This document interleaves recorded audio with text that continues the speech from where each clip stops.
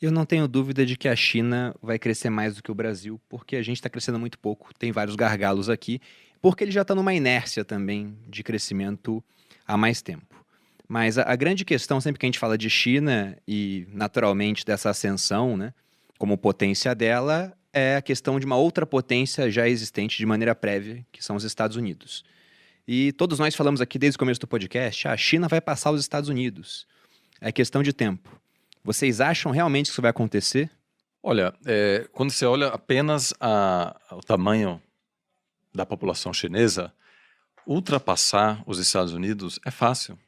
É uma população infinitamente maior que, mesmo alcançando 30%, 40% do PIB per capita dos Estados Unidos, a China já ultrapassa, inclusive, lá na frente, assumindo que a trajetória de crescimento, mesmo uma trajetória mais modesta, que pode ser 4%, etc., continue, a China pode se tornar não só um pouco maior, mas muito maior do que a economia americana. A economia americana, obviamente, tem algumas vantagens. Ela atrai talento com muito mais facilidade do que a China, né? Ela consegue integrar migrantes com mais facilidade. A China vai ter um problema com desequilíbrio demográfico. Na ciência política, a gente olha muito fatores que podem gerar descontentamento e instabilidade social. E quem participa de protestos são, acima de tudo, homens, e tendem a ser homens solteiros, porque homens casados com filhos costumam adotar uma Ficar em postura casa, mais conservadora. mais cautelosa, não quer se expor, por exemplo, enfrentar a polícia. No Oriente Faz Médio, todo sentido, eu nunca tinha pensado nisso. a chamada Primavera Árabe, por exemplo, foi movimentada acima de tudo por homens muito frustrados, porque por não conseguir acumular capital e ter um emprego, não conseguiam se casar. Então, na China tem um problema.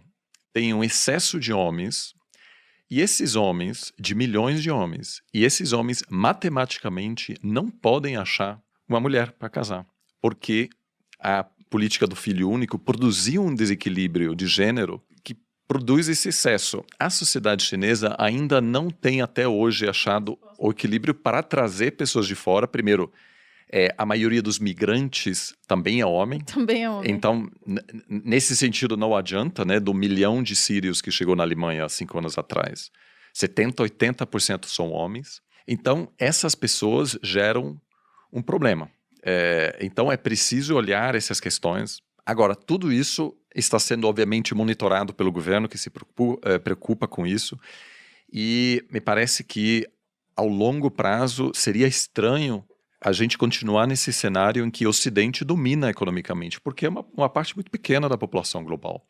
Nós crescemos com essa percepção de que a liderança ocidental é o normal. Mas, como você apontou logo no início, o mundo sempre era asiacêntrico, demograficamente falando. Então, o período que começou no início do século XVIII, da liderança europeia e depois americana, é, do ponto de vista econômico histórico, uma exceção muito peculiar, né? Então, de certa maneira, a volta da China para o centro econômico é o normal. E eu concordo, é preciso integrar a China hoje em dia como investidor, não dá para simplesmente ignorar o país, mas ainda hoje existe um pouco a ilusão de que a gente pode continuar lendo apenas jornal americano, não se importando tanto com os detalhes da economia, da sociedade chinesa. Por exemplo, o ministro da Economia do Brasil nunca esteve na China. Isso, ao longo prazo, se torna um problema. A elite brasileira, a elite econômica e política, não conhece bem a China. Então, isso envolve delegações de deputados, visitas de presidentes. O Temer, por exemplo, visitou a Ásia 3 vezes e não esteve em Washington uma só vez. Isso é o futuro. Então, todo mundo precisa se adaptar. Os jornais não têm correspondente na China. Os grandes jornais têm correspondente em Nova York e Washington. Quantos jornais têm correspondente permanente em Xangai? Nenhum. Não tem presença lá. Então, o que acontece? O valor econômico, quando publica uma matéria, é um artigo que saiu na Financial Times no dia anterior, que o valor desse artigo é muito menor e a pessoa que escreveu isso para o Financial Times olhou para a China da perspectiva britânica, que também é uma perspectiva super importante. Então, esse ajuste, que já no mercado financeiro está muito claro, né? Lá ninguém tem dúvida disso. Mas as universidades precisam se adaptar, né? E eu me preocupo, confesso, porque os meus alunos vão ocupar cargos de destaque no Brasil daqui a 20 anos. Daqui a 20 anos, a China provavelmente terá um peso econômico muito superior e a vasta maioria dos meus alunos terá alguma relação profissional com a China. Seja recebendo delegações chinesas, seja abrindo uma sucursal de uma empresa brasileira lá, seja vendendo para a empresa chinesa. E, querendo ou não, o Brasil continua fingindo que dá para dar um jeito sem se expor muito a essa realidade, porque a China é muito longe. O Brasil é um dos poucos países, junto com a Argentina, Paraguai e Uruguai, que não tem voo direto para a China. O resto do mundo tem. Por quê? Porque a distância é tão grande que não dá. Então, ainda eu acho que a gente continua achando, China está muito longe, enfim. É um problema porque o número de sinólogos no Brasil é muito pequeno, o número de diplomatas que falam chinês é minúsculo e, de novo, os jovens continuam preferindo outros lugares, que eu entendo, fazer intercâmbio em Barcelona é mais legal do que viver... Quem pode culpá-los, né? Então, mas é preciso, eu acho que iniciar esse ajuste que envolve parcerias em todos os níveis da sociedade, o setor privado já está fazendo isso, mas também o governo brasileiro incentivando o fortalecimento dessa relação, deixando claro que buscar uma relação maior com a China não quer dizer que a gente está de acordo com tudo que acontece lá, né? Não pode ser que alguém que diz vamos investir na China seja chamado de comunista, não tem nada a ver.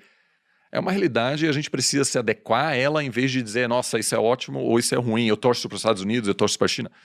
O Brasil vai estar no meio, precisa ter boas relações com os dois, mas que hoje envolve dar bem mais ênfase na China para sair dessa situação de assimetria de conhecimento. A China tem uma compreensão muito sofisticada da situação política no Brasil. Eu me assusto muito, e durante essa viagem que eu fiz, visitando cidades até menores, cujo nome eu nunca tinha ouvido falar antes. Cidades com 5, 6 milhões de habitantes.